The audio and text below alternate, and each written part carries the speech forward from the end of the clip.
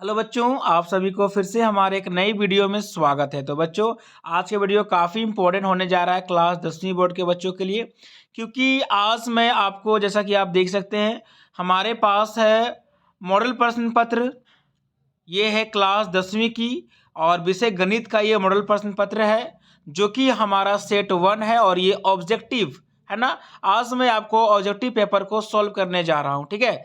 तो चलिए, जो भी बच्चे हमारे चैनल पर पहली बार आए हैं या हमारे वीडियो को पहली बार देख रहे हैं, तो कृपया हमारे चैनल को सब्सक्राइब कर लीजिए, बेल आइकन को प्रेस कर लीजिए, ताकि इसी तरीके के और भी इंपॉर्टेंट नोटिफिकेशंस और मॉडल प्रश्न पत्र का जो सॉल्यूशन होगा आपको सबसे पहले मिल जाए, ठीक है। तो चलिए फटाफट हम इस वीडियो सेशन को स्टार्ट करते हैं और आपको ले चलते हैं आपके प्रश्नों पर, है ना। तो जैसा कि आप देख सकते हैं, कुछ सामान्य निर्देश आपके यहाँ पर दिए गए हैं। कौन कौन से सामान्य निर्देश है कि कुल 40 प्रश्न होंगे वगैरह वगैरह, है ना। तो सारा आप पढ़ लीजिएगा, ठीक है। ये सारे आपके लिए हैं। चलिए हम देखते हैं फटाफट हमारे क्वेश्चंस के ऊपर, है ना। तो पहला क्वेश्चन जो हमारा है, जैसा कि आप देख सकते हैं, क्वेश्चन है बच्चों हमारा कि 140 को अभाज्य गुणनखंडों के गुणनफल के रूप में लिखा जा सकता है ना। सो 140 को हम किस तरीके से अभाज्य गुणनखंडों के रूप में लिखेंगे। तो हमारे पास दिया गया है 140, है ना। क्या दिया गया है? 140। इसको तोड़ेंगे, अभी हम लोग गुणनखंड करेंगे। तो 2 से गुणनखंड करेंगे, मिलेगा 70, है ना। फिर 2 से गुणनखंड करेंगे, क्या मिलेगा? 35।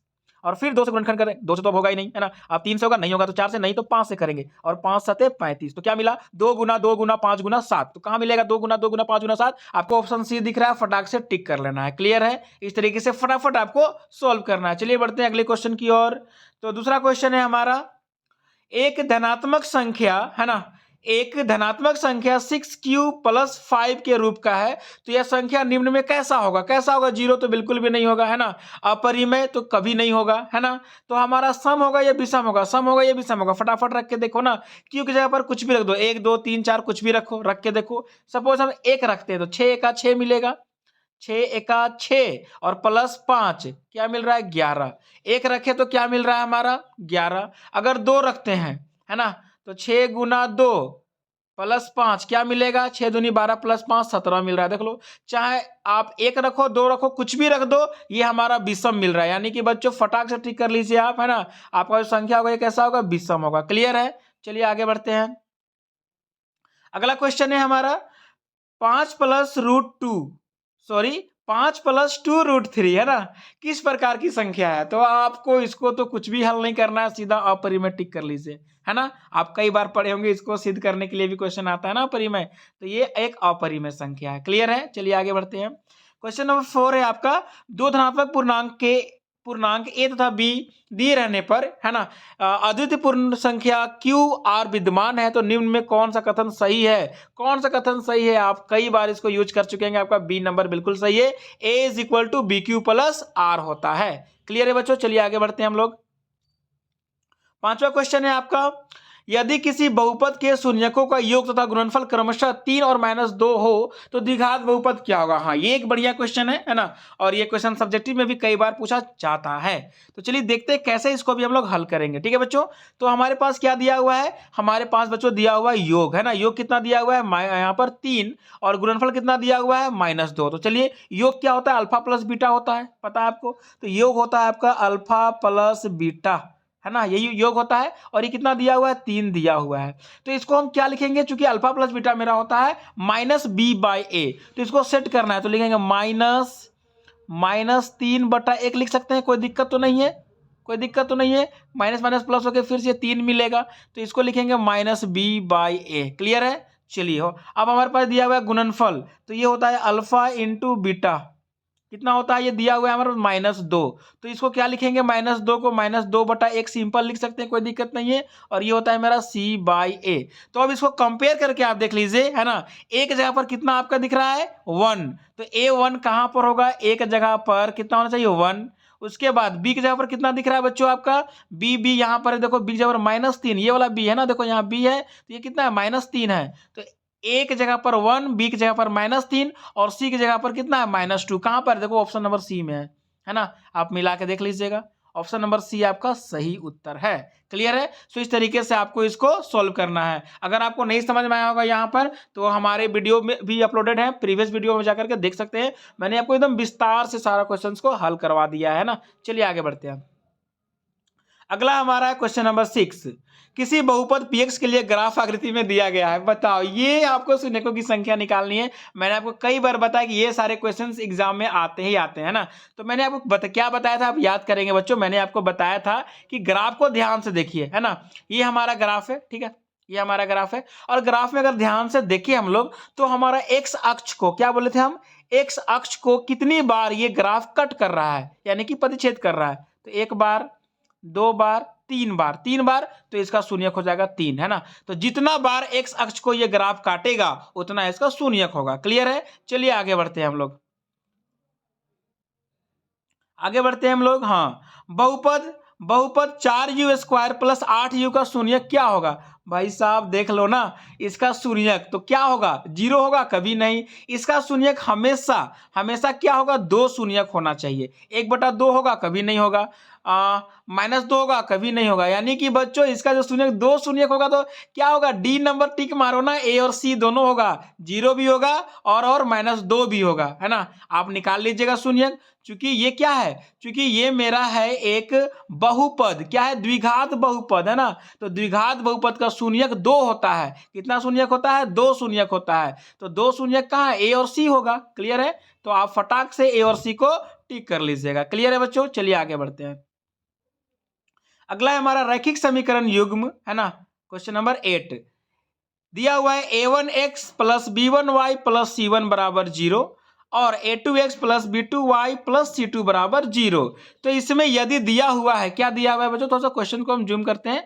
तो क्वेश्चन दिया हुआ है हमारे पास a1 बाय, यहाँ पर देखिए क्वेश्चन आपका है, ये दिया हुआ है क्वेश्चन आपका a1 बाय a2 बराबर b1 बाय b2, है ना, है ना। और इधर क्या दिया हुआ है, c1 बाय c2, यानी कि सारा इक्वल है, रेशियो अनुपात, है ना। तो क्या होगा, तो निम्न में से सही कथन चुनना है आपको। तो आपको पता होगा जब तीनों अनुपात बराबर होता है ना, यानी कि ये रेखाएं कैसी होंगी, ये रेखाएं जो होंगी हमारी समानुपाती होंगी, है ना, तभी हमारा तीनों अनुपात बराबर है। और जो रेखाएं समानुपाती होती हैं वो क्या होते हैं, अनेक हल होते हैं। क्योंकि जब रेखा हमारा समानुपाती होता है तो इसको हर एक बिंदु पर ये रेखा काटेगा, है ना। और जब जब जहां जहां काटेगा उतना इसका हल मिलेगा, तो इसीलिए इसका हल हो जाता है अनेक हल। क्या हो जाएगा इसका बच्चों, तो इसका हो जाएगा हमारा, है ना, इसका हो जाएगा हमारा, क्या हो जाएगा, अनेक हल। क्या हो जाएगा, अनेक हल होगा। क्लियर है। चलिए आगे बढ़ते हैं, आगे बढ़ते हैं। क्वेश्चन नंबर 9 है आपका। क्वेश्चन नंबर 9 है समीकरण समीकरण 6x माइनस 2y प्लस 9 बराबर 0 और 3x माइनस वाई प्लस 12 बराबर 0 के द्वारा निरूपित रेखाएं कैसी होंगी, कैसी होंगी। तो अनुपात निकालेंगे फटाक से हम लोग, है ना। a1/a2 b1/b2 फटाफट निकाल के देखो। तो a1/a2 निकालिए, कितना मिलेगा आपका, आपका मिलेगा 6 है ना 3, ठीक है। और b1/b2 निकाल के देखो, -2 ये मिल रहा है -1। और c1/c2 निकाल के देखिए, ये मिल रहा है 9/12, है ना। तो ये साफ साफ दिख रहा है, कट के मिलेगा, 2/1 मिल रहा है, यहाँ तो 2/1 ऑलरेडी है ना। और यहाँ पर ये बराबर नहीं, यानी कि आपके पास दिया हुआ है a1/a2 बराबर है b1/b2 का, लेकिन बराबर नहीं है c1/c2 का। तो बच्चों क्या हो जाएगा, तो इस केस में जो आपका ये जो रेखाएं होंगी ये आपकी प्रतिच्छेदी होंगी। सी नंबर को आप टिक कर लीजिएगा, है ना। ये प्रतिच्छेदी का हमारा अनुपात मिल गया। क्लियर है। चलिए आगे बढ़ते हैं। क्वेश्चन नंबर 10 है आपका, क्वेश्चन नंबर 10 है आपका बच्चों, है ना।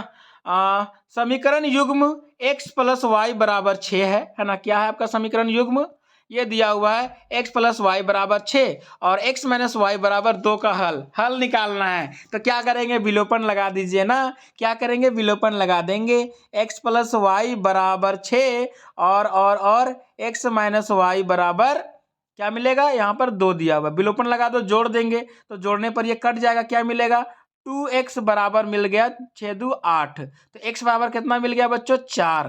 तो x बराबर तो 4 होगा आपका, है ना, x बराबर 4। अब जब x बराबर 4 होगा तो कहीं पर भी इसका मान रख दीजिए, है ना। आप समीकरण 2 में ही रख दीजिए, क्या हो जाएगा हमारे पास, तो यहाँ पर इस समीकरण में रखेंगे x का मान 4, तो क्या मिलेगा हमारे पास, देखिए ध्यान से।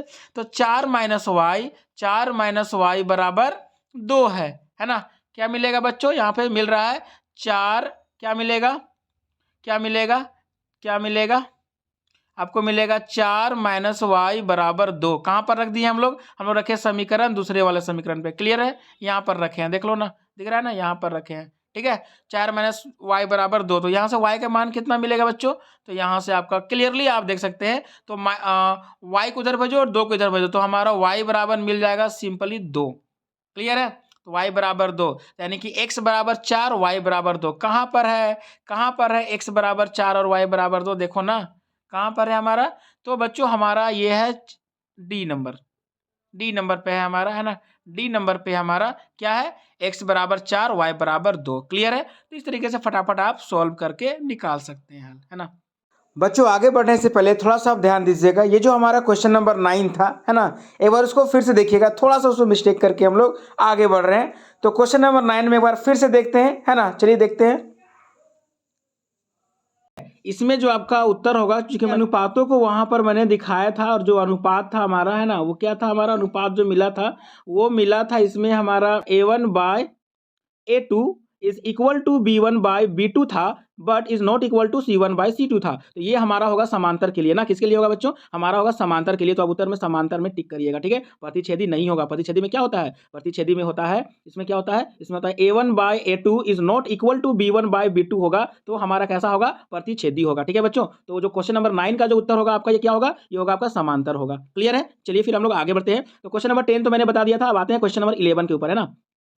तो क्वेश्चन नंबर 11 जो आपका है, क्वेश्चन नंबर 11, ये क्या है? इसमें निम्नलिखित में से कौन सा द्विघात समीकरण है? तो हमें आप बताना है कि इनमें से द्विघात समीकरण कौन सा है, ठीक है? अगर इसमें एक ट्रिक लगाया जाए बच्चों, है ना, तो उस ट्रिक के माध्यम से भी हम लोग क्या कर सकते हैं, इसको बता सकते हैं। ट्रिक कहता क्या कि थोड़ा देखो ध्यान से, ट्रिक को कैसे लगाना है उसको देखो ध्यान से ना। हम देख पा रहे हैं कि यहाँ पर मेरा एक्स स्क्वायर इधर है, और इधर भी एक्स और एक्स गुना होकर एक्स स्क्वायर मिलेगा, है ना, मिलेगा ना गुना होके, तो एक्स स्क्वायर कट जाएगा। तो यहाँ तो द्विघात समीकरण कैसे बनेगा? जब हमारा एक्स स्क्वायर का पार्ट हिस्सा कट जा रहा है, तो द्विघात होगा नहीं फिर, है ना। उसी प्रकार से यहाँ पर भी हमारा एक्स स्क्वायर और इधर वाला एक्स स्क्वायर कटेगा, है ना। यहाँ पर भी एक्स स्क्वायर यहाँ भी कटेगा। तो देखिए यहाँ पर जो ऑप्शन नंबर सी है आपका, है ना, थोड़ा ऑप्शन नंबर सी को देखिएगा, तो इधर एक्स स्क्वायर नहीं है, इधर एक्स स्क्वायर है, तो ये मेरा द्विघात मिलेगा। ऑप्शन नंबर सी आपका सही होगा। आप ठीक लगा लीजिए, इधर गया यहाँ पर। क्लियर है? चलिए अब आते हैं अगला क्वेश्चन नंबर 12। क्वेश्चन नंबर 12 है, द्विघात समीकरण x square plus x minus 1 के मूलों की प्रकृति बताना है ना। तो किस तरह का मूल होगा, इसका मूलों की प्रकृति बताना है आपको। तो मूल की प्रकृति निकालने के लिए क्या निकालते हैं हम लोग निकालते हैं विवितिकर, है ना, जो कि आप लोग पढ़े होंगे, इसको इंग्लिश में डिस्क्रिमिनेंट कहते हैं। तो ये फॉर्मूला होता है डी इज इक्वल टू, क्या फॉर्मूला होता है? बी स्क्वायर माइनस 4ac, है ना। क्या फॉर्मूला होता है? बी स्क्वायर माइनस 4ac, है ना। तो इसमें आप रख दीजिए सारा मान को, बी कितना आपके पास 1, तो 1 का स्क्वायर 1 माइनस 4ac करना है, तो 4 इंटू ए कितना आपके पास, ए भी आपके पास 1 है, इंटू सी कितना है? -1 है। सी कितना है आपके पास? इंटू आपके पास है -1। तो आपका विविधिकर कितना निकल गया बच्चों? आपका विविधिकर निकल जाएगा यहाँ से माइनस माइनस प्लस हो जाएगा ना, तो 4 1 जा 4 और -1 3। क्या मिल रहा है आपका विविधिकर? आपका मिल रहा है विविधिकर में 3 मिल रहा है। तो विविधिकर हमारा 3 हो गया। तो अगर 3 है यानी कि 0 से ज़्यादा है ना। क्या है हमारे पास? 0 से ज़्यादा हो गया। तो जब 0 से ज़्यादा होता है हमारा, तो कैसा मिलता है इसका? वास्तविक तथा असमान मिलता है। वास्तविक तथा असमान हमारा मूल होगा। क्लियर है? उसी प्रकार आपका क्वेश्चन नंबर 13 भी है। इसमें x square plus b x plus c के दो भिन्न वास्तविक मूल होंगे। वास्तविक मूल और दो अलग अलग वास्तविक मूल कब होगा? यानी कि देखो यही वाला है, वास्तविक और असमान, है ना, जो ऑप्शन नंबर ए था उसी का ऑप्शन है। तो जब हमारा जो वैल्यू होगा बी स्क्वायर माइनस 4ac, है ना, जो विविधिकर होगा उसका जो वैल्यू होगा ये हमारा 0 से बड़ा होगा, है ना, 0 से बड़ा होगा, तब होगा हमारा वास्तविक तथा असमान। क्लियर है? वास्तविक और असमान होगा। तो ये हमारा जो वैल्यू है 0 से बड़ा कब? देखो यहाँ पर ऑप्शन नंबर सी में है, दिख रहा है ना, बी स्क्वायर माइनस 4ac बड़ा है 0 से, तो ये हो जाएगा ऑप्शन नंबर सी। क्लियर है बच्चों? चलिए बढ़ते हैं अगला क्वेश्चन में। आगे क्वेश्चन नंबर है आपका 14 यानी 14। तो क्वेश्चन नंबर 14 जो आपका है ना, ये आपका है द्विघात समीकरण x square minus x plus 3 का विविधिकर निकालना है। बस आपको विविधिकर निकाल के बता दीजिए तो कितना हो जाएगा। विविधिकर का फॉर्मूला अभी बताए थे आपको, क्या होता है? B square minus 4ac। तो फिर से कर लीजिए आप, बी कितना आपके पास है? बी आपके पास है -1। देख रहे हैं यहाँ पर बी कितना है? -1 हो जाएगा। तो -1 का करेंगे whole square plus 4ac, 4 into a कितना है? 1 है, सी कितना है? 3 है। सॉरी यहाँ पर माइनस होगा, है ना, यहाँ पर आपका माइनस होगा, ये माइनस होगा, ठीक है, -4ac होता है, ठीक है बच्चों।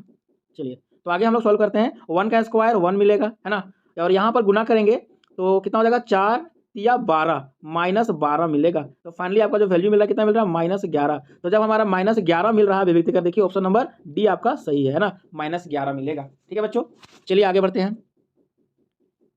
आगे क्वेश्चन नंबर 15, है ना।